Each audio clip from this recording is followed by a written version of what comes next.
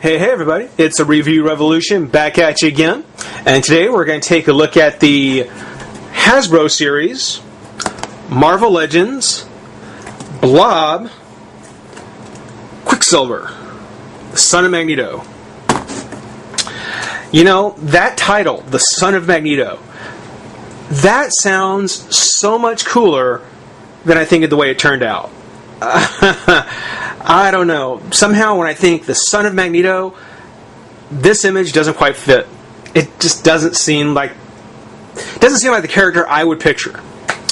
When it comes to Quicksilver, and I will apologize in advance for anybody who is a Quicksilver fan, he never clicked with me. I was never able to tell exactly what side he was on. I mean, even if it was supposed to be obvious. He just seemed to be a character of convenience. We need someone else for the Brotherhood of Evil Mutants? Get Quicksilver. Brilliant! Needed somebody for the Avengers? Get Quicksilver. Brilliant! And it's probably not that he went back and forth as much as it seems. He was just so scowly like his dad that I never could see him beyond being one of the Brotherhood, being a member of the Evil Mutants. You know, he may have picked a side and been a hero since then, but I never saw him past being a member of the Brotherhood. And because I never could be sure, again, he never really clicked as a character to me. But for some people, they may like him, and we'll see how he turns out. Now, as I mentioned with Thor, we do have the picture up in the top corner, which Hasbro actually has continued to do this. They've put the characters up in the top corner and kind of presented the rest of the packaging. So this was early on. Hasbro's original concept was to have the character in the top corner and then the rest of the packaging for the figure. So you can see even back here in the Marvel Legends. There's that really great Marvel Legends logo. And we've got the 4 panels on the side, which is very personalized. I still like that version. That's actually really cool. I like that reinvent of him. The Build-A-Figure, Blob, and there he is right there. The Blob. On the back, we've got the other figures that are in the line. We've got Thor, She-Hulk, Wolverine, Ultimate Wolverine, the Jean Grey, the X3 Jean Grey, Yellow Jacket, Zorn, Quicksilver, and X3 Juggernaut. Together they will make the Blob. Here's Quicksilver up at the top, and his stats: height 6 foot, weight 175 pounds, Pietro Django Maximoff, identity public, Mario Maximoff, probably saying that wrong, affiliation none. No, that's not true. He's been with all kinds of people. Super speed, limited time travel ability, able to restore mutant powers lost on M-Day. M-Day, the House of M. If you haven't read that, it's actually a very cool story. I like how some of the characters turned out in the House of M. Son of the greatest mutant criminal ever to live and brother to the infamous Scarlet Witch, Quicksilver is a no less legendary figure. He has been a member of the Brotherhood of Evil Mutants, a member of the government-sponsored X Factor, and a long-time Avenger. He has walked the line between hero and villain, forced by circumstances to travel back and forth from the light to the dark. As a member of his father's government in Genosha, he hoped to be a calming influence on the anti-human ambitions of Magneto, but as his sister's brother, he was instrumental in creating the House of M crisis. Depowered after M-Day, he stole the mists of Terrigen from the Inhumans, using them to regain his power and restore those of several former mutants. Whether his next move will be in defense of the Earth or an attempt to conquer it is unknown. So, okay, yeah, he goes back and forth more than I thought he did.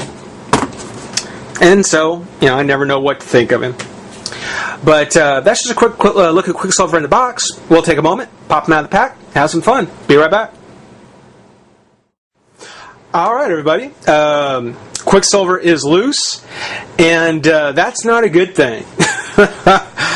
This is a bad figure. Oh man, and not well. Let me show you.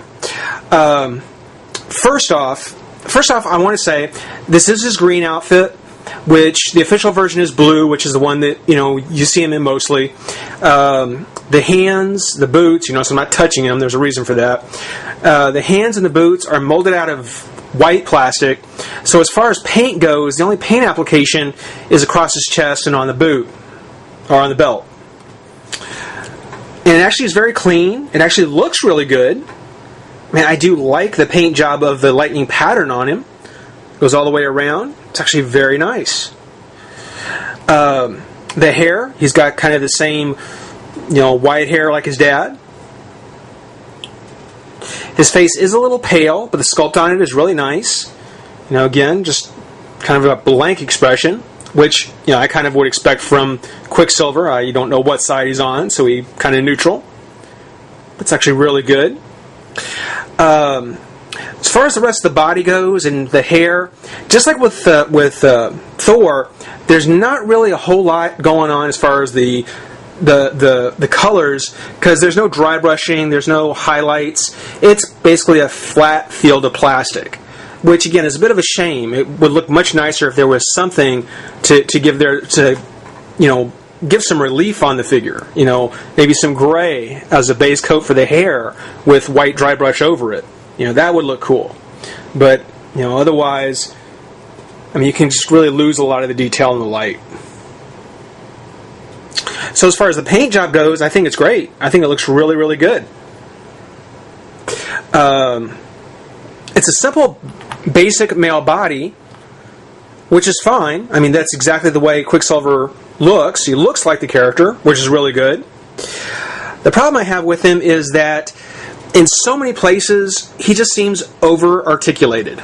And I've made this issue before with the Marvel Legends figures. I really do believe there's such a thing as over-articulation. The head is on a pin joint, it looks like, on a hinge. It twists, goes up and down. The arms are kind of on a crunch, which I don't have a problem with that. That's fine. The arms come out. Twist of the bicep. The double joint at the elbow, don't even mind that. I don't mind that. This is where the white plastic for the glove, twist there. And he's got the open hands, which if you've watched my channel, I'm not a big fan of open hands. It's got to twist at the hinge at the wrist. But on a racing figure, on a racing character, open hands are fine. I don't mind that at all. It does start to bother me that his crunch is very, very loose. And he doesn't seem to be lined up very well, because either you have him leaning too far back or he's too far forward, like some kind of old guy. And again, his top is just very loose. He's got a twist at the waist, and you can see because his head is sticking out. I don't know why they seem to want to make these characters with their heads kind of leaning forward like that. It's bad posture. But again, because his crunch kind of puts him forward, looks like he's leaning in like some old dotty old man. But again, twist of the waist, the leg, twist, double joint at the knee, the boot. Here, the hinge at the foot, I don't like that. That was so unnecessary. And it is pretty standard for them to have a hinge at the toe, but it's very loose and, again, not necessary. There's the hinge at the ankle, which is fine. Just the toe, the swivel on the ankle, those are the 2 points that I wish weren't on there. And I actually do wish the crunch was lined up a little bit better.